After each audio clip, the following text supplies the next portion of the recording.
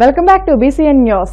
సమాజం అభివృద్ధి చెందాలంటే ప్రతి ఒక్కరూ అక్షర జ్ఞానం కలిగి ఉండాలని జిల్లాలోని నిరక్షరాస్యులను అక్షరాస్యులుగా తీర్చిదిద్దేందుకు సంబంధిత అధికారులు కృషి చేయాలని పశ్చిమ గోదావరి జిల్లా కలెక్టర్ చదలవాడ నాగరాణి అన్నారు.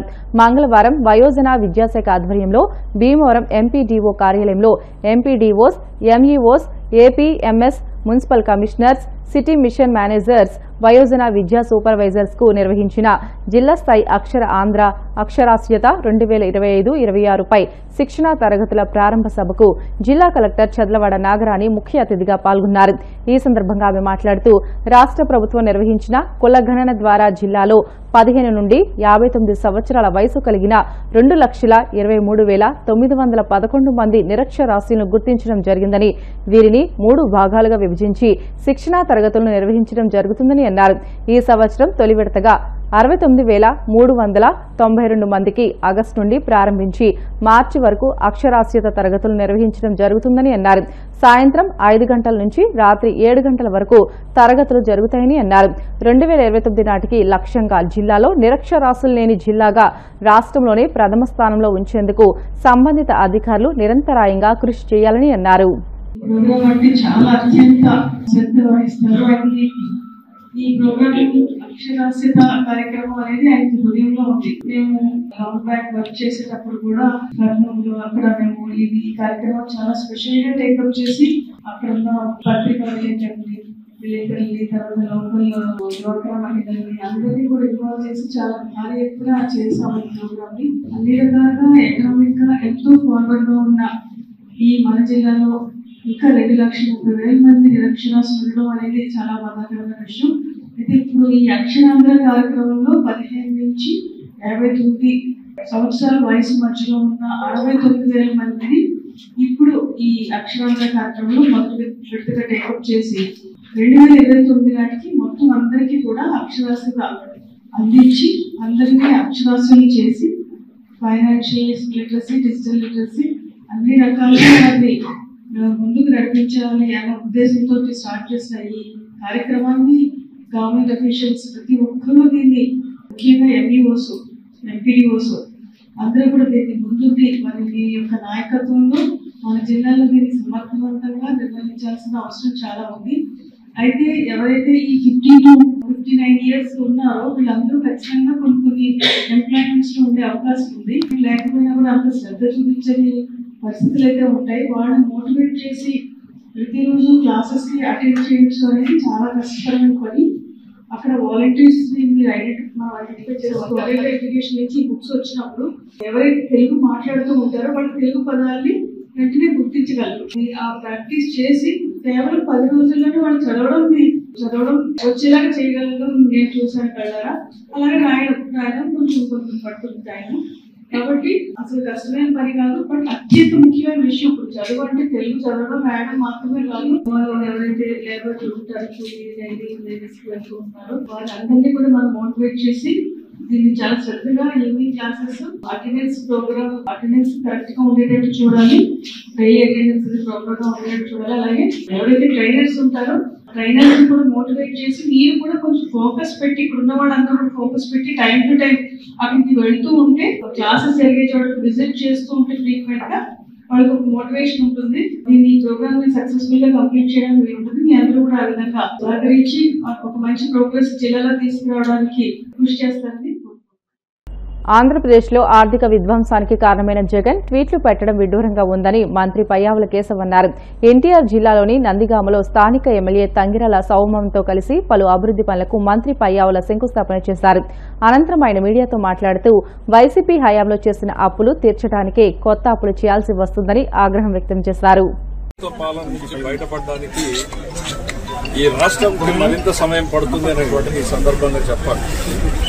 జగన్మోహన్ రెడ్డి గారు రోజు సడన్ గా రాష్ట్ర ఆర్థిక పరిస్థితి గుర్తుకొచ్చి రాష్ట్ర ఆర్థిక పరిస్థితి బాగోలేదు అంటూ ఒక ట్వీట్ పెడుతున్నాడు. అయ్యా, నీ పాపమే నాయన ఈ రాష్ట్రం దిదికి దిగజారడానికి జగన్మోహన్ రెడ్డి గారు. అది మర్చిపోయి ఇదేదో ఈ ప్రభుత్వం చేసినట్టుగా మీరు ప్రతిరోజు ట్వీట్ చేస్తా ఉంటే ఒక్కసారి అర్థంలో మీ బొమ్మని మీరే చూసుకుంటే అర్థమవుతుంది.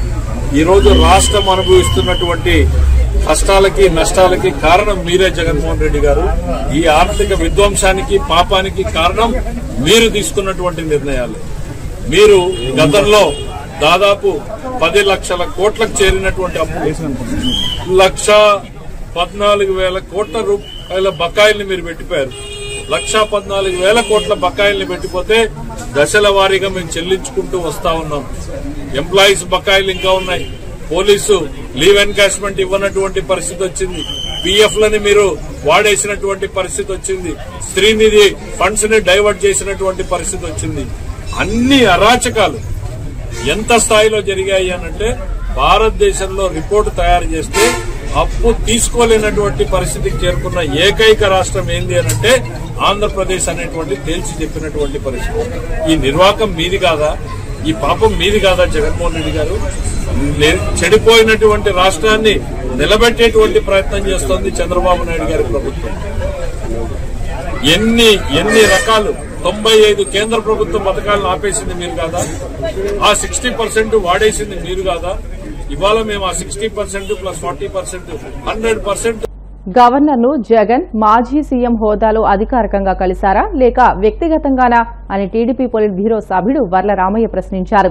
మంగళగిరి టీడీపీ కేంద్ర కార్యాలయంలో ఆయన మీడియాతో మాట్లాడుతూ ఒక రాజకీయ పార్టీ అధ్యక్షుడిగా గవర్నర్ని కలిసి మాట్లాడిన విషయం ప్రజలకు జగన్ ఎందుకు తెలియజేయడం లేదని ప్రశ్నించారు. నిజాలను బహిర్గతం చేయడానికి జగన్కు అంత భయం ఎందుకని నిలదీశారు. గౌరవ జగన్మోహన్ రెడ్డి గారు మాజీ ముఖ్యమంత్రి, ఈనాడు పులివెందల శాసనసభ్యుడు. ఆయన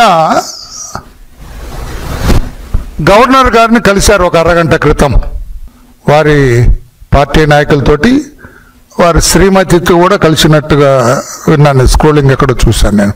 కానీ ఆయన గవర్నర్ గారిని ఎందుకు కలిశారు? గవర్నర్ గారితో ఏం మాట్లాడారు? గవర్నర్ గారికి ఎవరి మీద ఫిర్యాదులు చేశాడు? గవర్నర్ గారిని కలిసి గవర్నర్ గారు ఏమి చేయాలని అడిగారు? మరి బయట ఉన్న ప్రెస్ వాళ్ళకు మాత్రం ఆయన చెప్పలేదు. కార్యకరట వెళ్ళిపోయారట. ప్రెస్ వాళ్ళు కేకలేస్తున్నారు, చేతులు ఊపారు, ఆపండి ఆపండి అన్నారు. అటువైపు కన్నెత్తి కూడా చూడకుండా తుస్సుమని వెళ్ళిపోయాడు. నేను అడుగుతున్నా గౌరవ జగన్మోహన్ రెడ్డి గారు, మీరు గవర్నర్ గారిని కలిశారు, కలవటంలో తప్పులేదు. మేము కూడా ప్రతిపక్షం ఉన్నప్పుడు చాలా సార్లు కలిసాము. మా అధినేత కూడా అప్పుడప్పుడు గవర్నర్ గారిని కలిసేవాళ్ళు. బయటకు వచ్చిన తర్వాత గవర్నర్ గారిని ఎందుకు కలవాల్సి వచ్చింది, ఏమి చెప్పాము, దానికి గవర్నర్ గారు ఎలా స్పందించారు, ఈ విషయాలన్నీ కూడా పాత్రికేయులకు చెబుతారు, ప్రజలకు తెలుస్తుంది. తద్వారా మీరేంటి గప్చుకు వెళ్ళిపోయారు? ఇదేమన్నా మీ పర్సనల్ ట్రిప్పా? మాజీ ముఖ్యమంత్రిగా, శాసనసభ్యుడిగా, ఒక పార్టీ అధ్యక్షుడిగా అఫీషియల్ ట్రిప్పా? గవర్నర్ గారిని కలిసింది మీ పర్సనల్ ట్రిప్పా? రాజకీయ పార్టీ అధ్యక్షుడిగా, ఒక శాసనసభ్యుడిగా, మాజీ ముఖ్యమంత్రిగా వెళ్ళారా? ఆ విషయాన్ని చెప్పాలి కదా. ఎందుకు ప్రెస్ని ఫేస్ చేయటానికి మీరు భయపడతారు? Why you are shivering to face the press? That is my first question. నేను ప్రశ్నలు మీకే సంధిస్తున్నా. నేను బాగా దొరికారు. అంతకుముందు అయితే మిమ్మల్ని డైరెక్ట్గా మాట్లాడటానికి అవకాశం రాలా నాకు. ఎందుకంటే మీరు ఎప్పుడు బయటకు రాలి. ఇప్పుడు వచ్చారు బయటికి, గవర్నర్ గారి దగ్గరికి వెళ్ళారు. ఏమి చెప్పారు గవర్నర్ గారికి? చెప్పాలి కదా, ప్రెస్కి, ప్రజలకు తెలియాలి కదా. లేదండి నేను ఊరికే వెళ్ళానండి, మా శ్రీమతి గవర్నర్ గారి రాజ్భవన్ చూస్తానంటే తీసుకెళ్ళాను, తప్పులేదు. లేకపోతే మా కార్యకర్తలు రాజ్భవన్ ఎలా ఉంటుందో చూస్తా ఉన్నారండి, తీసుకెళ్ళానంటే తప్పులేదు. లేకుంటే ఎవరి మీద ఫిర్యాదు చేయడానికి వెళ్ళామండి, ఆ ఫిర్యాదులు చిట్టా ఇది అని చెప్పడంలో తప్పులేదు. మీరెందుకు ఏ విషయం చెప్పలేదు? తుర్రమని ఎందుకు వెళ్ళిపోయారు? తుపాకీ కూడా దొరకకుండా కారణం చెప్పండి. వార్తలు ముగించే ముందు ముఖ్య అంశాలు మరొకసారి. విశాఖ కలెక్టరేట్లో ప్రజల నుంచి వినతులు స్వీకరించిన మంత్రి అనగాని సత్యప్రసాద్. భూములు ఇచ్చిన నిర్వాసితులకు పూర్తి న్యాయం చేస్తామని భరోసా.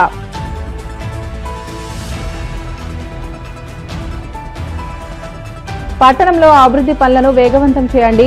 భీమవరం మున్సిపల్ సమీక్ష సమావేశంలో అధికారులకు ఎమ్మెల్యే అంజిబాబు ఆదేశాలు.